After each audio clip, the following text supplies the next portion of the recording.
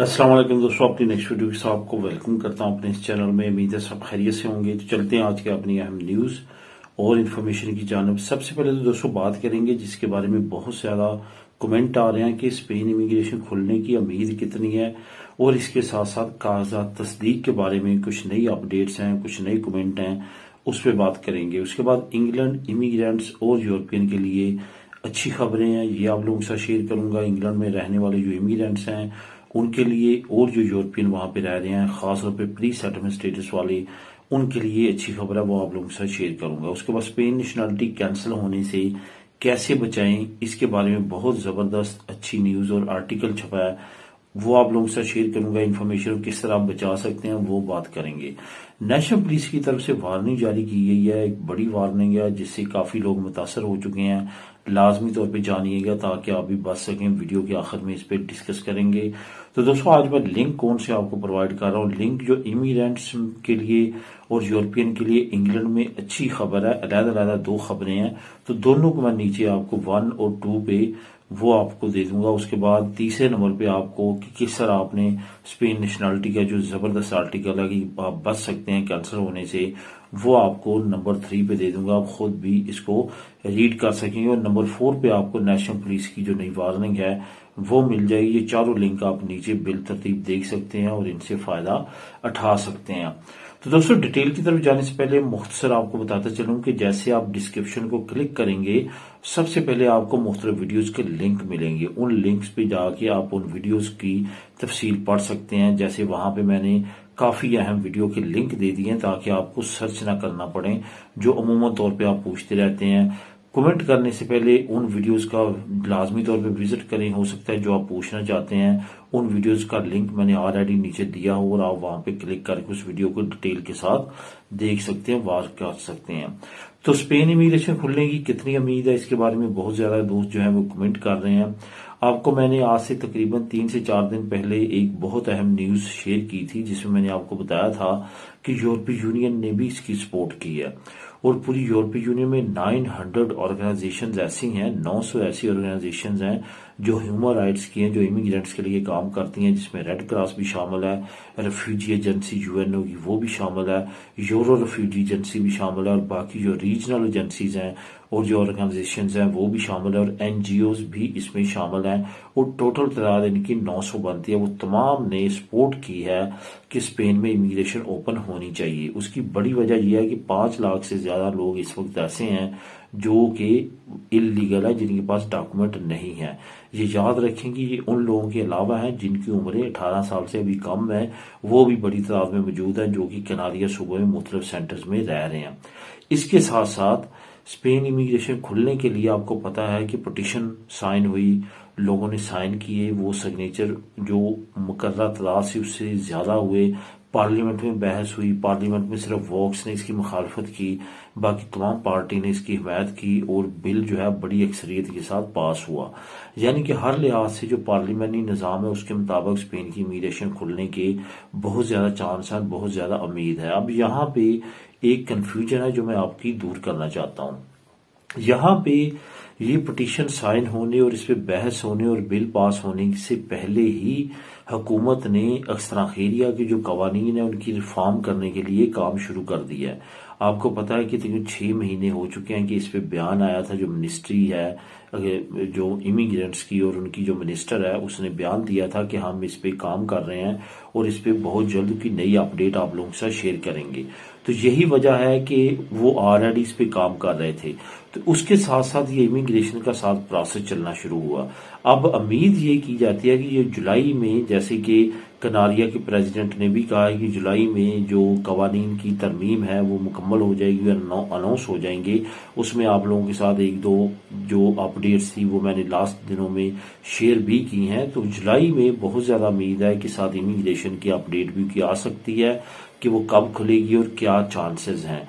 इसके अलावा अगर जुलाई में ये चांस नहीं बनता तो रिफॉर्म इतनी अच्छी हो जाएंगी कि शायद आपको इमिग्रेशन खुलने की जो है जरूरत ही पेश ना आए। अगर आपको साल बाद वैसे ही ये कहेंगे आप कॉन्ट्रैक्ट अरेंज कर लें सेम लाइक इमिग्रेशन, और आप जो है वो लीगल हो सकते हैं, तो फिर आपको इमिग्रेशन की तरह का ही प्रोसेस तमाम अक्सर खैरिया की तमाम अपडेट्स में मिल जाएगा। इस वजह से तसल्ली रखें, बहुत अच्छी अपडेट्स आने वाली हैं, और खासतौर पर जो इलीगल है स्पेन में उनके लिए इंशाल्लाह ताला बहुत अच्छी अच्छी अपडेट्स हैं। कागजात की तस्दीक के बारे में काफ़ी ज़्यादा कमेंट आए हैं दोस्तों के कि कागजात की तस्दीक तो नए कानून के मुताबिक शुरू हो चुकी है। इस्लामाबाद जो रजिस्टर सिविल है या फॉरेन अफेयर है वहाँ पे, तो अब कंडीशन जो इस वक्त है वो ये है कि वहाँ पे सीता लेने के लिए भी एजेंट माफिया के जरिए आपको सीता लेना पड़ता है। ये वही बात हुई है कि आप आसमान से गिरे और खजूर में अटके। पहले इनके पास निज़ाम होता था इस पर तमाम स्पेन एम्बेसी गए अटेस्टेशन तमाम निज़ाम, तो उसमें फिर भी काफ़ी बेहतरी, लेकिन अब जब हमारे अपने लोगों के हाथ में ये तमाम सिस्टम आ चुका है, अब इसमें खराबी ही खराबी नज़र आ रही है। और इसमें सबसे बड़ा मसला जो एजेंट माफिया का है, जो बहुत जल्द मुतहरक हो जाती है, वो भी सामने आ रहा है। और लोगों से लाख 1.5 लाख रुपए सिर्फ सीते के मांगे जा रहे हैं कि आप अपॉइंटमेंट के लिए इतनी रकम दें, फिर आपके डॉक्यूमेंट अटेस्ट होंगे। तो इस तमाम कंडीशन में मैं कुछ और बात भी आपसे करना चाहता हूं जो कि काफ़ी अहम है। वो लोग जो स्पेन के लिए अपने डॉक्यूमेंट तो बना रहे हैं और उसमें कैरेक्टर सर्टिफिकेट भी शामिल है, ये याद रखें कि कैरेक्टर सर्टिफिकेट इस नए निज़ाम के जरिए ये एक्सेप्ट नहीं करेंगे।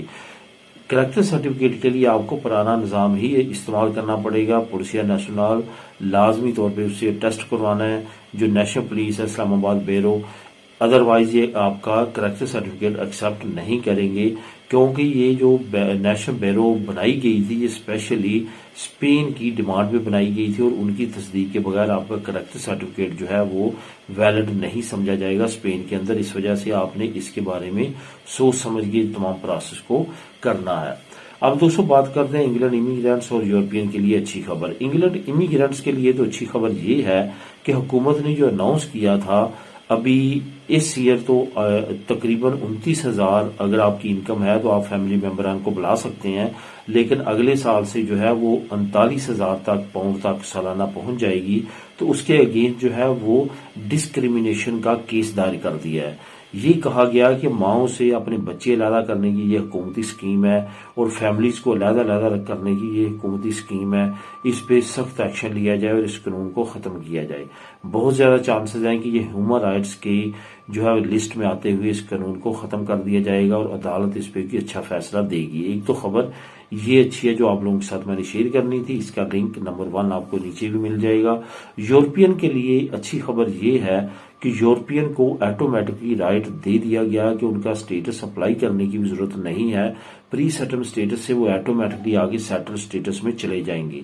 ये एक बड़ी अपडेट है। इसके मुताबिक अब आपको बिल्कुल भी प्री सेटल स्टेटस से सेटल स्टेटस में जाने के लिए अपनी फाइल को रीसबमिट नहीं करना पड़ेगा। इसका लिंक भी नीचे लिंक नंबर 2 आपको मिल जाएगा, आप खुद भी इसको क्लिक करके रीड कर सकेंगे। स्पेन नेशनलिटी कैंसिल होने से ऐसे बचाएं, कैसे बचाएं इसके बारे में वैसे तो आर्टिकल नीचे है, लिंक नंबर 3 आप क्लिक करेंगे, वहां पे तमाम डिटेल आपको डिटेल के साथ मिल जाएगी इंग्लिश लैंग्वेज में। लेकिन थोड़ा सा मैं आपको बताता चलूं कि आप अगर 3 साल तक अपना स्पेनिश पासपोर्ट और आप थर्ड कंट्री से आए हैं, 3 साल आपको हो गए हैं मिले हुए स्पेनिश नेशनलिटी, उसमें आपने उसका इस्तेमाल नहीं किया, तो आपकी चांसेस हैं कि आपकी नेशनलिटी को ख़त्म किया जा सकता है। अगर आप स्पेन से बाहर रहते हैं, स्पेन के अंदर नहीं रहते, काम वहां पे रह रहे हैं, वहां पे बस गए हैं जाके, तो फिर ये याद रखें कि आपने या तो रजिस्ट्रेशन करवानी है करीबी कौंसलेट या एम्बेसी में 3 साल के अंदर अंदर, या कभी स्पेन के आगे इलेक्शन में वोट डालने हैं, या आपने उस पे यूरोपीय यूनियन से बाहर ट्रेवल करना है, उस पासपोर्ट पे उसका इस्तेमाल करना है, या उस पे आपने कोई ना कोई ऐसी चीज करनी है जिससे ये पता चले कि आप जो है वो इंटरेस्टेड हैं स्पेन की नेशनलिटी को कंटिन्यू करने के लिए। तमाम शिक्के, तमाम क्या क्या आप कर सकते हैं अपनी नेशनलिटी को बचाने के लिए, वो नीचे जो मैं लिंक दे रहा हूं वहां पे दर्ज है, आप खुद भी उसको क्लिक करके रीड कर सकते हैं। दोस्तों, नेशनल पुलिस की तरफ से एक बड़ी वार्निंग जारी की गई है जिसकी वजह से काफी लोग मुतासर हुए हैं। वार्निंग ये है कि आप अगर व्हाट्सएप इस्तेमाल करते हैं, वो यकीनी तौर पे आज के जमाने में हर कोई व्हाट्सएप इस्तेमाल कर रहा है, तो व्हाट्सएप पे ये काफी सरगर्म फ्रॉड है। ये फ्रॉड ऐसे है कि आपका कोई रिलेटिव, आपका कोई दोस्त का भी करीबी जो आपकी हिस्ट्री से चेक कर लिया जाएगा, और वहां पे उसकी फेक आईडी बनाई जाएगी, और उस फेक आईडी से जो बिल्कुल सेम होगी आपको मैसेज आएगा कि मुझे कुछ पैसों की जरूरत है। आप समझेंगे वो ओरिजिनल बंदा है जो कि आपका करीबी है और वो आपको कहेगा कि आप अपना अकाउंट नंबर दें। तो आप वो जो लोग हैं जो फ्रॉड करने वाले हैं वो अकाउंट नंबर उसको जो प्रोवाइड करते हैं वो ऐसा अकाउंट नंबर होता है जो कि उस बंदे का नहीं होता और उस पर एक्सेस भी कोई और नहीं कर सकता, यानी कि वो अमूमन तौर पे मुल्क से बाहर का होता है।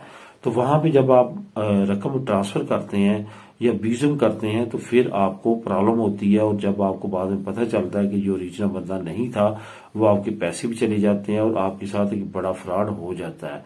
यहाँ पे काफी लोग ऐसे जिनके 500, 1000, 800, 300, 400 मुख्तलिफ क्वांटिटी में ये रकम जा चुकी है और मजीद डिटेल के लिए आप नीचे लिंक नंबर 4 रीड कर सकते हैं।